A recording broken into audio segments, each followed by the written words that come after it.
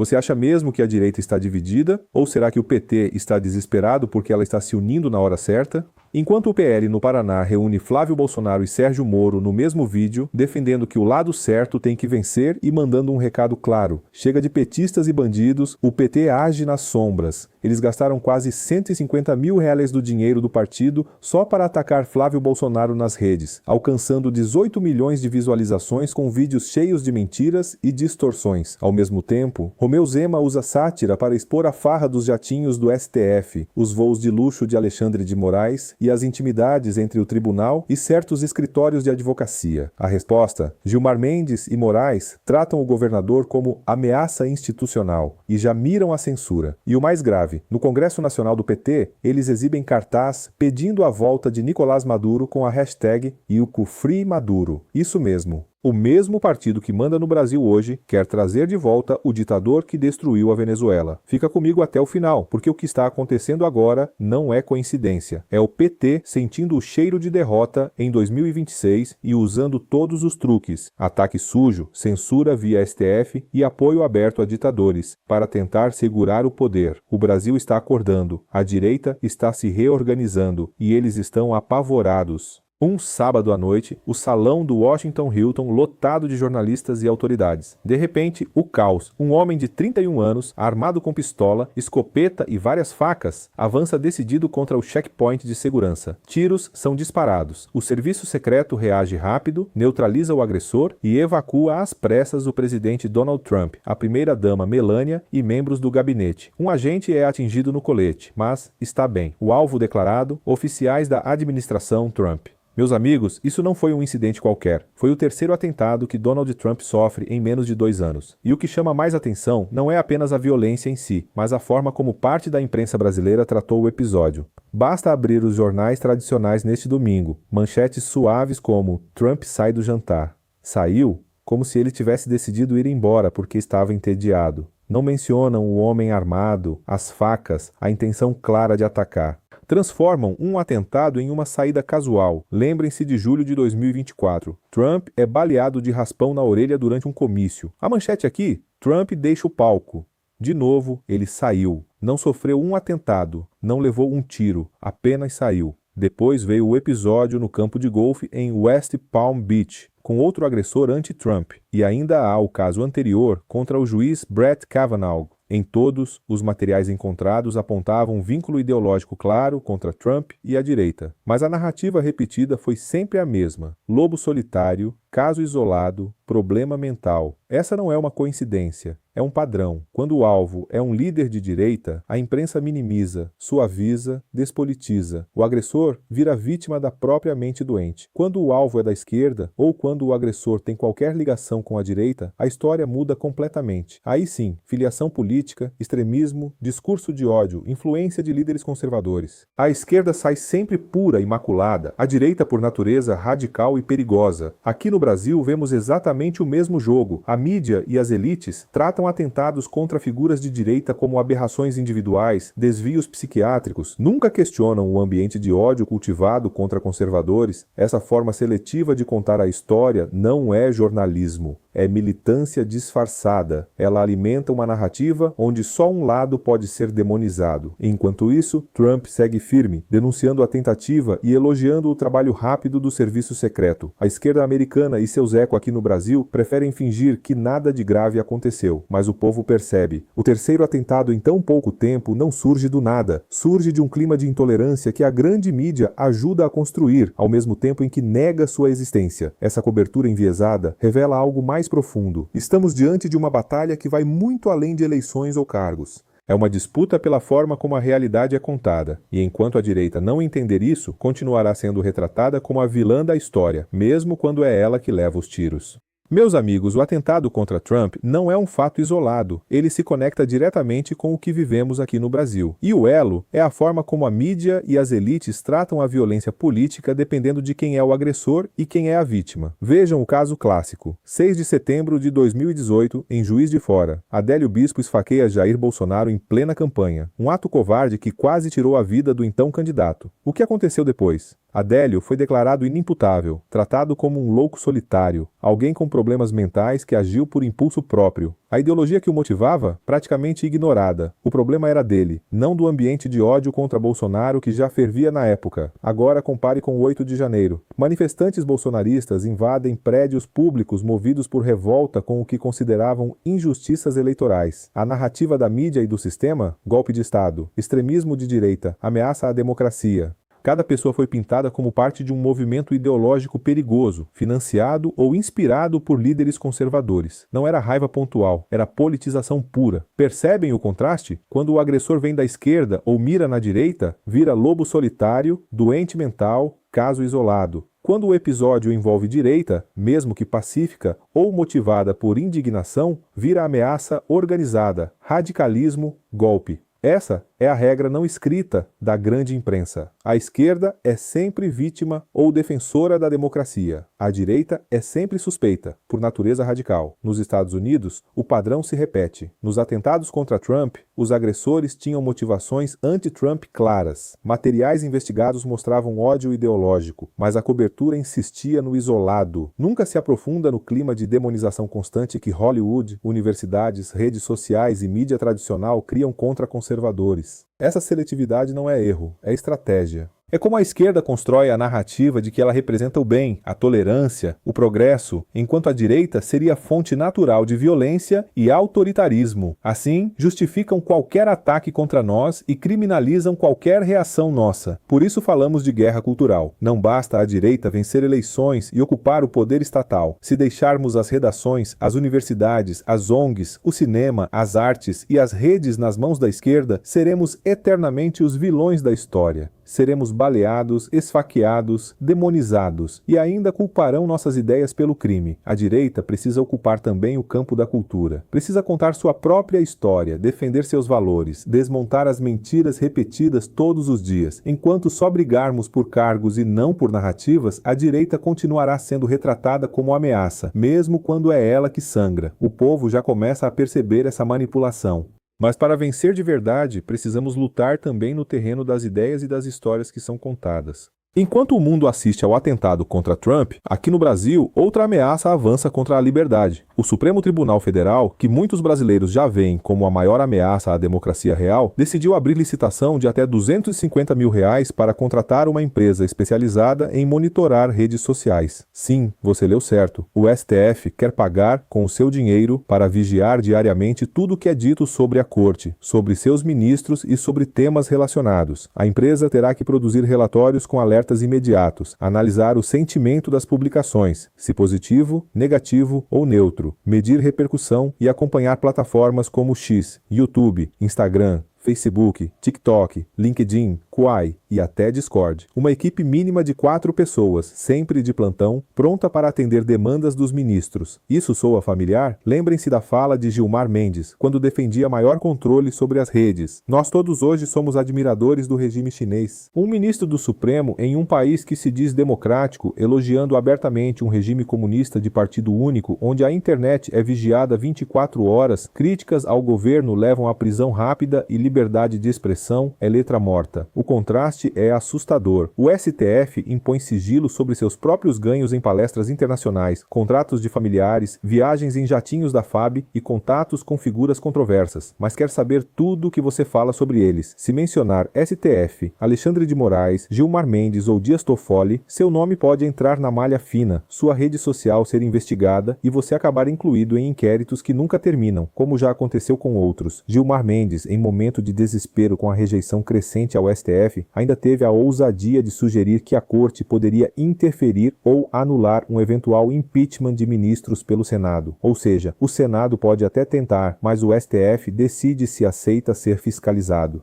Tudo, claro, em nome da democracia. Essa turma que nos últimos anos prendeu inocentes, destruiu liberdades em nome de combate a fake news, viajou com mafiosos e manteve inquéritos intermináveis, agora quer monitorar o povo como na China. Enquanto isso, nomes como Alexandre de Moraes, Dias Toffoli e o próprio Gilmar Mendes são cada vez mais citados como aqueles que o próximo Senado precisará analisar com seriedade para eventual impeachment. Não é defesa de instituições, é defesa de um grupo que sequestrou uma instituição. O povo brasileiro está acordando e rejeitando essa arrogância. Pesquisas mostram que muitos eleitores vão escolher senadores exatamente pelo compromisso com o freio a excessos do judiciário. Essa licitação para monitoramento não é simples curiosidade, é sintoma de medo. Medo de que o povo nas redes livres exponha o que realmente acontece no STF. Medo de perder o controle da narrativa. E, acima de tudo, demonstra que para essa esquerda judicial, democracia só vale quando eles mandam. Enquanto tentam silenciar vozes conservadoras, as pesquisas revelam uma realidade que incomoda muito o establishment. No Rio de Janeiro, o senador Flávio Bolsonaro, PL, lidera as intenções de voto para presidente em 2026, com 39,6% no primeiro turno contra 36,7% de Lula. No segundo turno, a vantagem cresce, 47% a 40,5%. Flávio se destaca entre eleitores que frequentam celebrações religiosas, trabalhadores de 35 a 44 anos, exatamente o povo que sente no bolso o custo das políticas atuais. Em São Paulo, a história se repete e a distância só aumenta. Flávio aparece com vantagem ainda maior, chegando a mais de 12 pontos no segundo turno, em alguns levantamentos recentes, superando até a margem que Jair Bolsonaro teve em 2022. Isso acontece enquanto o governo gasta R$500 milhão só nos primeiros 15 dias de abril em uma campanha agressiva de difamação contra Flávio. Impulsionam mentiras de que ele vai acabar com a aposentadoria, cortar salário mínimo, destruir saúde e educação. Curiosamente, as mesmas coisas que o atual governo tem sido acusado de fazer nos últimos anos. Mas não cola. Flávio tem se mostrado com um Teflon ainda mais eficiente que o do pai. Tudo que jogam contra ele escorrega, e ele responde com clareza. Em vídeo recente, desmontou as fake news. Não tem nada disso. Minha missão é melhorar a sua vida, tirar você do vermelho, encher a geladeira da sua casa. O aposentado tem que ser abraçado. Vou cortar impostos, acabar com as amarras que atrapalham quem quer empreender. Os esquemas sujos do PT é que deixam a esquerda enlouquecida. O tom de Flávio está acertando em cheio. Ele já tem a base bolsonarista consolidada, mas está falando para além da bolha. Para o centro, para quem não vive de política 24 horas, para quem só quer salário respeitado, avós cuidados e dinheiro não jogado fora em viagens internacionais ou artistas militantes. Enquanto Lula viaja, defende ditadores e dá declarações polêmicas que afastam o povo, Flávio constrói uma pré-campanha séria, desmontando mentiras e propondo soluções práticas. O desespero do outro lado fica evidente na enxurrada de conteúdos pagos, mas o povo acordou. Não acredita mais na máquina de destruição de reputação financiada com dinheiro público. Esses números mostram que, mesmo com toda a campanha orquestrada, a rejeição ao modelo atual cresce e a direita, quando fala direto com o bolso e com os valores do brasileiro comum, avança. Flávio não para de crescer. Lula não para de derreter. Isso reforça o que vimos nas outras cenas. A esquerda tenta controlar a narrativa pela força, pela mídia, pelo judiciário e por campanhas milionárias. Mas quando o povo sente na pele e ouve mensagens honestas, a verdade prevalece. A guerra cultural está em curso. A direita precisa continuar ocupando espaço, contando sua história e mostrando resultados. O Brasil está mudando. E as pesquisas são apenas o começo. É isso aí, meu povo. Bora reagir a mais um vídeo aqui que eu separei para vocês. Deltan soltando os cachorros aí para cima da quadrilha que tá desesperado, né? Isso é inegável. A quadrilha está desesperada, empolvorada. Eles achavam que ia conseguir tomar, né, do mesmo jeito que tomaram da última vez, e ainda o Barbudinho ainda acredita que eles vão conseguir tomar, porque a gente viu um vídeo do Barbudinho falando que ele vai ganhar. Ele falou que ele vai ganhar. Então ele deve ter alguma certeza de que alguém vai ajudar ele a tomar o trem de novo, né? Como eles tomaram aí da última vez, como justamente ele mesmo falou que eles mesmo lá falaram que tomaram, só se tomaram, porque não tem como ele ganhar. Ele está perdendo de lavada em todos os cenários, só se for na mão grande. O PT vai ao TSE para censurar, para calar a Dona Maria, uma vovó de inteligência artificial que tem 724 mil seguidores. Pessoal, o PT surtou. Ele entrou com um processo no Tribunal Superior Eleitoral pedindo a suspensão, a derrubada, a censura de todas as redes sociais de um perfil chamado Dona Maria. E quem que é a Dona Maria, hein? A Dona Maria é uma personagem criada por inteligência artificial, uma senhorinha idosa que faz vídeos satirizando o governo Lula. E ela tem 724 mil seguidores no Instagram e milhões aí de visualizações. Dá uma olhadinha aí no perfil da Dona Maria comigo, ó. Olha o tipo de vídeo aqui que ela faz, ó. O rostinho dela, sempre por inteligência artificial, falando, pra você ter uma ideia aqui, ó, dá uma olhadinha aí, ó. A Dona Maria aqui falando, reclamando, se posicionando em relação ao governo Lula. Ou seja, gente, em vez do governo Lula usar sua estrutura de comunicação, o PT usar a estrutura do partido para rebater as críticas, em vez de usar a máquina do governo federal para defender o seu ponto de vista, em vez de responder críticas e mostrar que elas não são verdadeiras, o PT preferiu acionar a Justiça Eleitoral para tentar censurar uma velhinha de IA que faz piada. Eu não sei qual que é piada aqui. E o argumento usado pelos advogados do PT é o seguinte: segundo eles, o perfil e eu vou ler aqui para vocês a representação, o perfil voltado a propagar desinformação contra o presidente Luiz Inácio Lula da Silva, falar mal do Supremo Tribunal Federal, além de manter-se elogioso a Jair Bolsonaro e aos seus apoiadores. Vamos e convenhamos, pensa comigo. Criticar o presidente, criticar o Supremo, elogiar a oposição agora é motivo para o TSE derrubar um perfil? Isso aqui não é desinformação. Isso aqui é opinião política. Isso aqui, gente, é sátira. Pensa aí comigo. Olha a Dona Maria, ó. Vamos clicar em outro para você ver, ó. A Dona Maria falando aí, ó. Que é isso? Ó, que é isso? Dona Maria não tá mais banida? Que é isso, gente? Que absurdo. Não, tá aí, ó. Ufa. Achei que tinha sido banida ao vivo aqui, ó. Tá aí, a Dona Maria falando, vou deixar ela falando. Mas pensa aqui comigo. Criticar então o presidente, criticar o Supremo, elogiar a oposição, aí agora virou motivo pro PT calar, derrubar, censurar. Gente, isso aí não é desinformação, mais uma vez, isso aí é opinião política, uma sátira. É o tipo de manifestação protegida pela liberdade de expressão.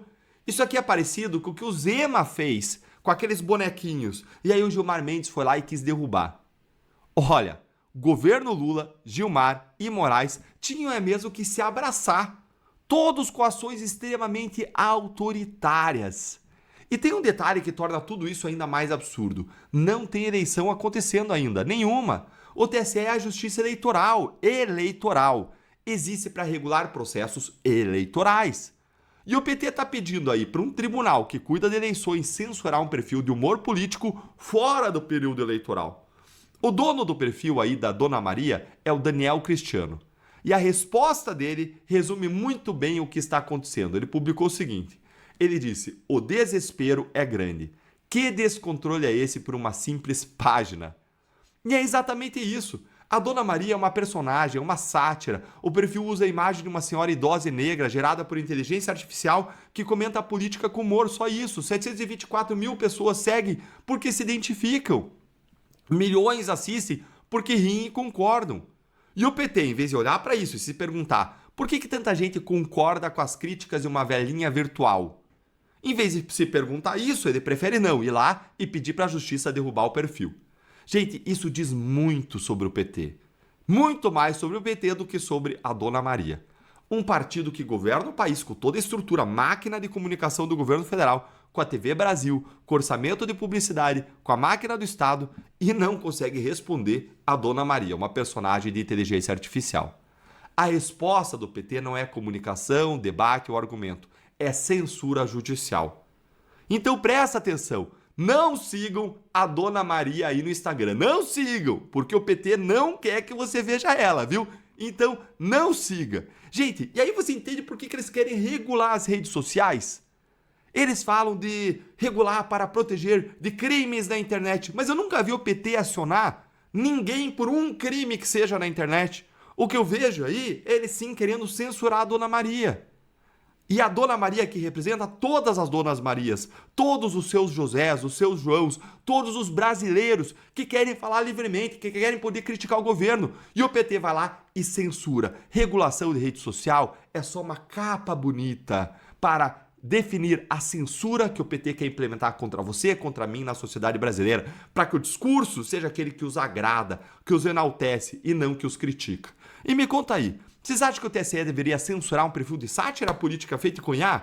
Conta aí pra mim nos comentários, se inscreve no canal, clica no sininho, curta o vídeo e venha virar membro para receber análises exclusivas, ser prioridade nas suas respostas e apoiar o nosso trabalho de uma forma inteira.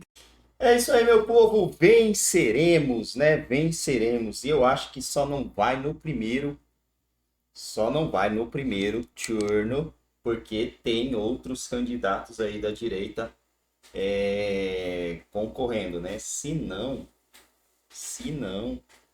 o negócio seria no primeiro, porque teremos, né, o voto contra o Barbudo, né?